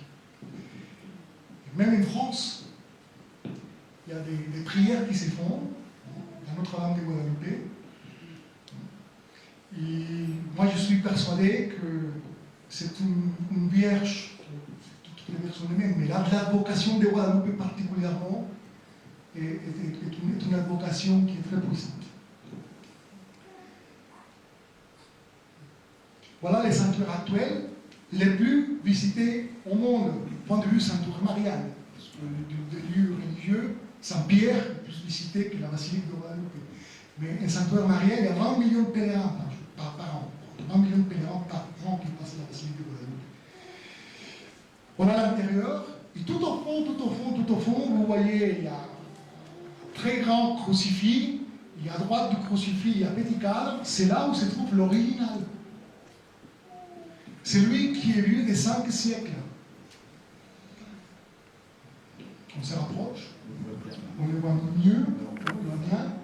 Donc ici, il y a un cadre de Juan Diego qu'on ne voit pas, donc normalement Juan Diego est ici. Et pour pouvoir l'observer de plus près, il y a des parallèles qui permettent aux pèlerins de passer d'un côté à l'autre. Ce qui est normalement ici, c'est une photo qui a été prise très tôt le matin, c'est pour ça qu'il n'y a pas quasiment une personne. Mais normalement, à une heure normale, dès 9h du matin jusqu'à 18h du soir, c'est normal. Donc voici un jour 12 décembre sur la place de la basilique de Guadalupe. En 2011, les journalistes mexicains rapportaient 6 ou 7 millions de personnes le 12 décembre. 5 à 6 millions de pèlerins le 12 décembre 2011. Et les patrons des Amériques et des Philippines, toutes les Amériques et les Philippines. Il y a une anecdote très intéressante, c'est une anecdote historique. Et une copie de la Vierge de Guadalupe se trouve à l'église de Santo Stefano d'Areto, près de Gênes, en Italie. Et c'est l'image qui portait Gian-Andrea Doria, amiral de Philippe II, lorsque le pape Pie V, il me semble, il a créé une ligue sainte pour battre les Ottomans à la bataille de Lépante. Et donc Gian-Andrea Doria avait une image de la Vierge de Guadalupe dans la chapelle de son gagnon. Et aujourd'hui, cette image, il se trouve exposée dans l'église de Santo Stefano d'Areto, en Italie.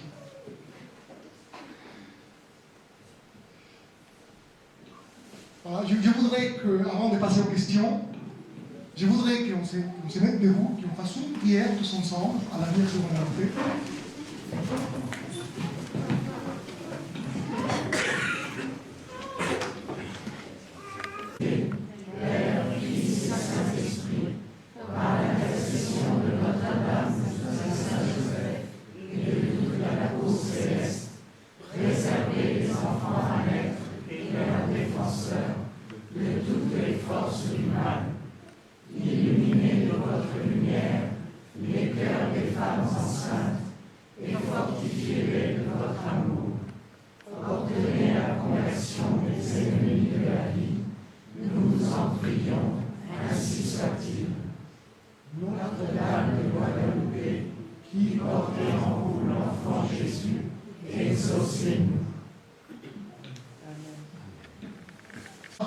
Facilement 40 à 50 millions d'hispanophones, dont plus de 20 millions de Mexicains. Donc la Vierge de Guadalupe prend une place très importante. Récemment, au mois d'août, le 15 août de cette année, organisé par les Chevaliers de Colón et la Basilique de Guadalupe, il y a eu un rassemblement qui s'est fait à Los Angeles, dans un stade de football, pour parler de la Vierge de Guadalupe, 115 000 personnes. 115 000 personnes se sont rendues dans un stade de foot pour entendre Eduardo Chávez Sánchez, le recteur des instituts supérieurs des études guadeloupéens, parler de la Vierge de Guadalupe. Cette année. Et donc, cette année également, il y aura à Rome, du 9 au 12 décembre, le premier congrès international marial sur la Vierge de Guadalupe.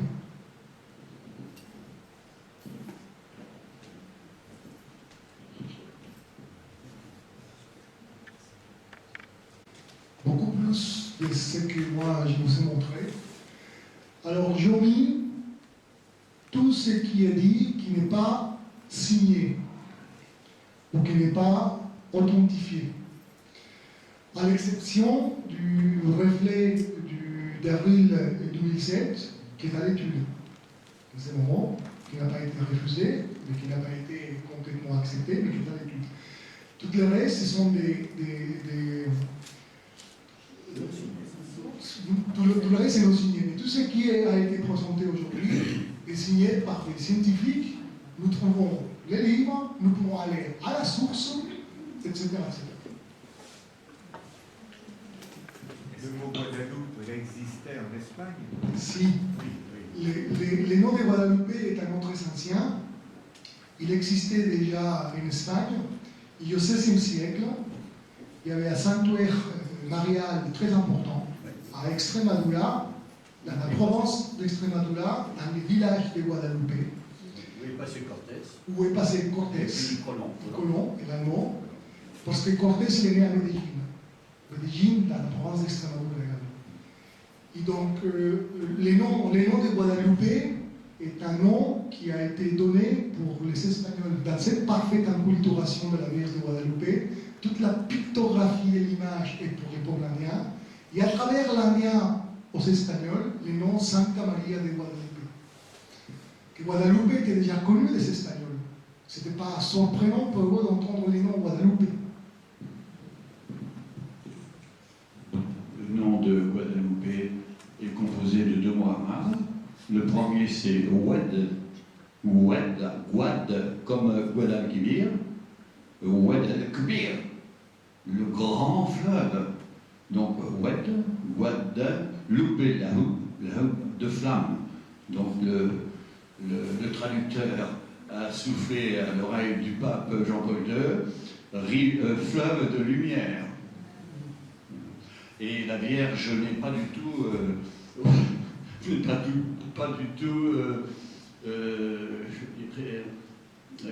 elle aime, je dirais qu'elle aime les mots arabes, puisqu'elle apparaît à Fatima, qui est donc la fille du prophète, la quatrième fille du prophète. Et elle a apparu à Lourdes. Et Lourdes, il faut savoir que c'est le nom à Lourdes. Lourdes, la fleur. Et Massabielle, c'est Massabil, la fontaine publique. Il y a des questions. C'est le moment. Civilisation aztèque. La Vierge de Guadalupe est une métisse. C'est le début d'une nouvelle civilisation où effectivement tout le monde va être ensemble, parce que les métis, c'est le fruit de la fusion entre les Espagnols et les Aztèques. Les métis étaient rejetés de la société. Et ils se présentent en tant que métis. Et de deux peuples et d'un Africain.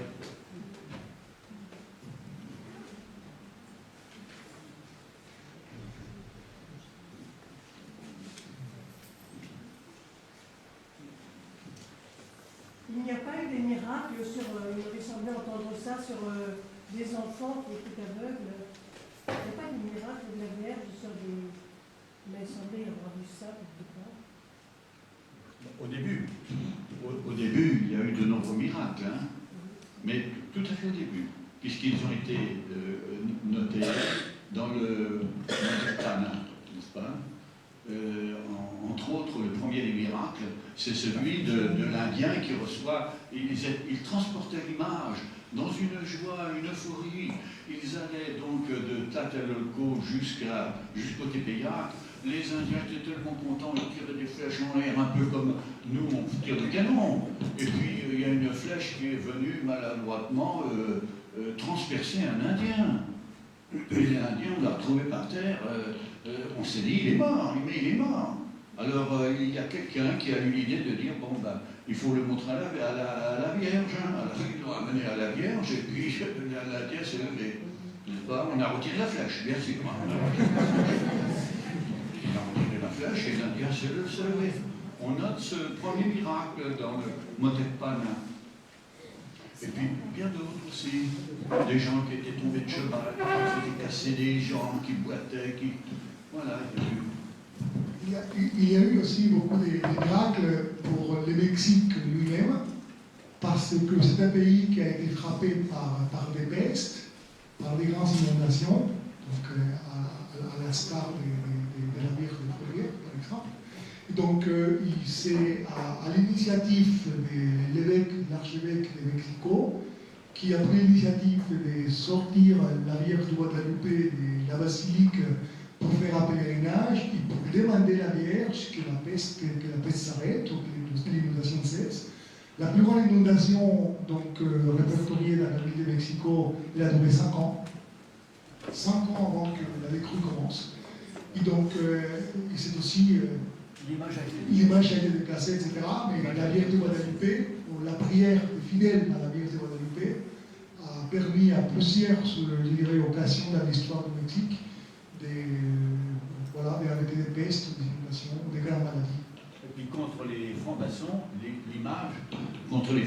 l'image a été cachée. Pendant combien d'années? 3 ans, l'image a été cachée.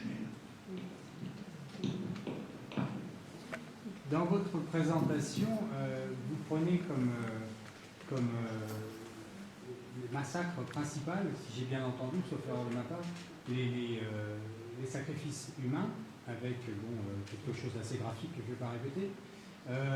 J'avais cru entendre que Marie avait demandé qu'on arrête les sacrifices de bébés, d'enfants, et qui corrobore avec la prière qu'on a fait à la fin, et qu'elle aurait dit à son visionnaire, je ne sais plus son nom, au monsieur là, de 52 ans, oui, l'Indien, qu'elle lui a demandé il faut arrêter ces massacres de petits enfants.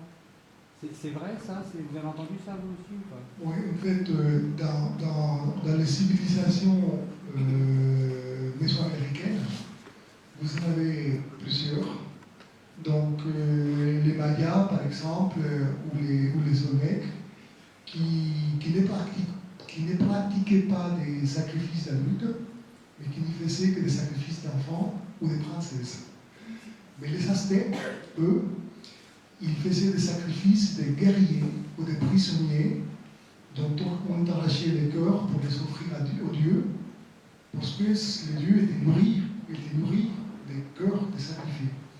Et donc, il est vrai que la Vierge de Guadalupe, par son message et par sa forte inculturation dans la culture aztèque, il montre à l'Indien qu'il n'a plus besoin de sacrifices humains pour véritablement nourrir les dieux.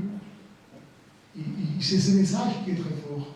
Pas particulièrement sur les enfants. Pas particulièrement sur les enfants, au sens du grave. Au Tepeyac, il y avait le temple de Tonantzin. Tonantzin, notre mère vénérée. Et c'est au Tepeyac qu'est apparue notre mère à nous, n'est-ce pas? Et là, on sacrifiait surtout des petites filles, très pures, des vierges, vous voyez? Mais ce n'étaient pas des enfants qui venaient de naître.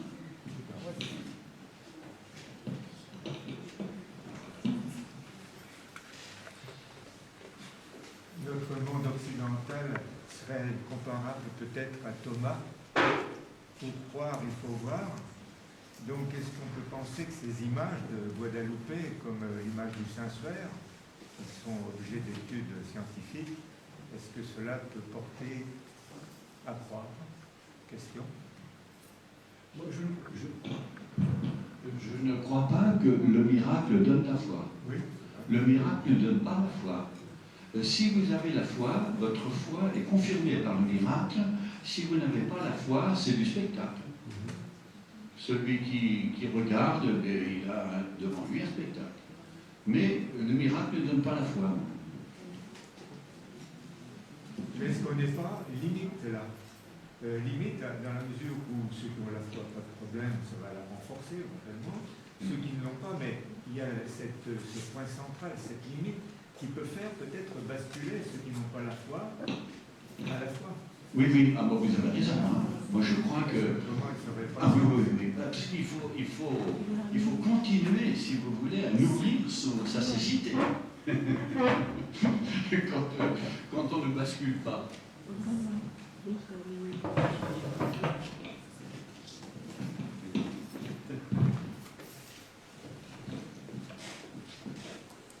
Encore une question?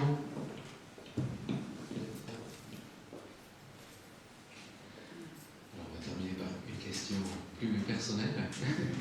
Qu'est-ce qui vous a donné envie de vous intéresser à ce tilma de Guadalupe? On va donner la parole aux plus anciens et puis après... Voilà. Alors, voilà. Qu'est-ce qui m'a donné envie? On peut dire, moi j'ai vécu un peu comme Saint Paul, dans les Actes des Apôtres, l'Esprit m'a dit que, bon, moi je sais pas l'Esprit qui m'a dit que, mais en fait je pourrais le dire. Ce sont vraiment des événements. Alors j'explique, c'est comme un petit conte de fées. Nous avions l'habitude d'aller arrêter ma femme et moi, après avoir vécu 4 années en Israël, et puis 10 ans après, à revenir dans les territoires occupés, en Palestine. Nous avions l'habitude de faire 2 petites missions. Alors la première, c'était d'inviter les étudiants palestiniens qui voulaient venir au Festival international de Haute-Combe, et puis donc de les aider à avoir le permis de sortie. Et le deuxième, c'était de visiter les camps de réfugiés et d'apporter du petit matériel scolaire. Or, en 2002, il s'est trouvé le siège de la nativité par les tanks israéliens. Rappelez-vous, en 2002, et ça a duré longtemps, jusqu'à ce que Etche Garay s'en aille là-bas pour essayer de démêler l'affaire. Bien. Et nous autres, on devait prendre l'avion à la fin du mois de juin. Et c'était pas encore et nos amis au téléphone nous disaient, ne venez pas, on laisse passer personne, nous sommes du couvre-feu, etc., etc. Bon.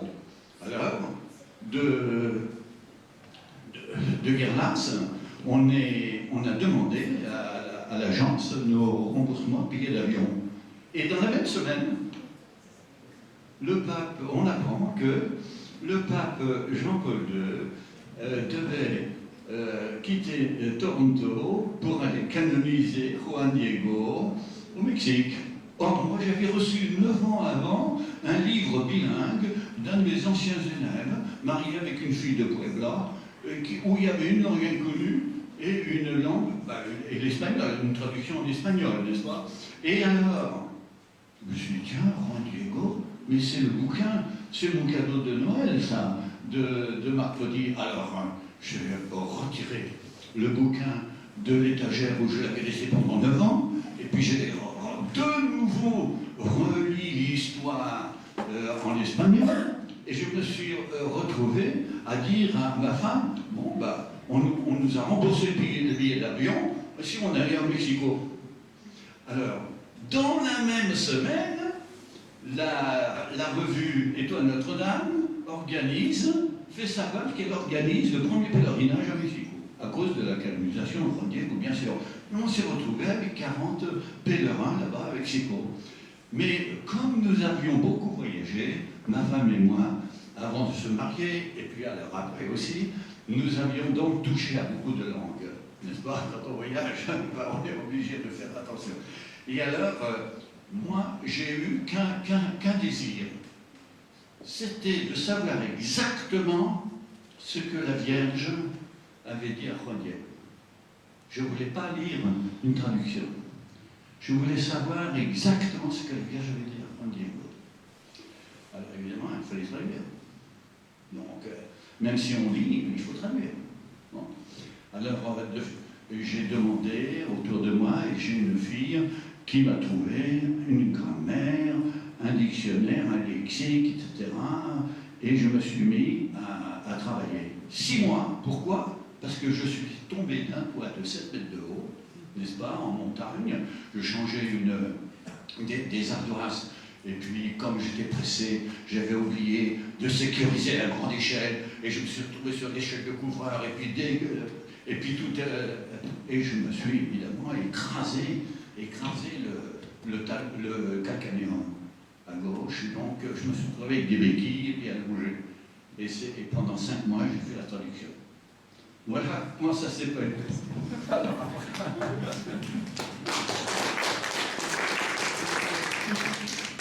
Moi, de mon côté, je suis espagnol d'origine, né à Barcelone, mais très tôt, on a quitté l'Espagne pour le Mexique, pour un projet professionnel de mon père. On a fait la navette entre l'Espagne et le Mexique pendant un certain nombre d'années, mais j'ai terminé mes études à Mexico et je me suis marié avec une Mexicaine. Et donc, quand on est à Mexico, on ne peut pas ignorer qu'il y a la basilique de Guadalupe et qu'il y a la Vierge de Guadalupe qui est là. Mais le grand désir est venu après, parce que, par la Providence, en 2004, lors d'un dernier retour du Mexique en France pour mon activité professionnelle, on s'est retrouvé habité à 3 minutes de Jean-Pierre. Et donc, on s'est connus grâce à un chapelet organisé par une amie de l'église, une amie de mon épouse, de l'église qui nous invite à dire à Chapelet et chez Roussel qui ne les connaissait pas. Et donc, et là, on voit sur la cheminée de Jean-Pierre et Michel Roussel la Vierge de Guadalupe. Ça a été une invitation flagrante à travailler ensemble.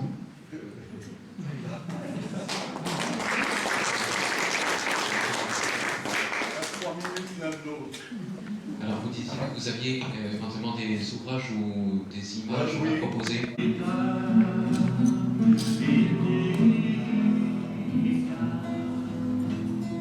Dans ce joie,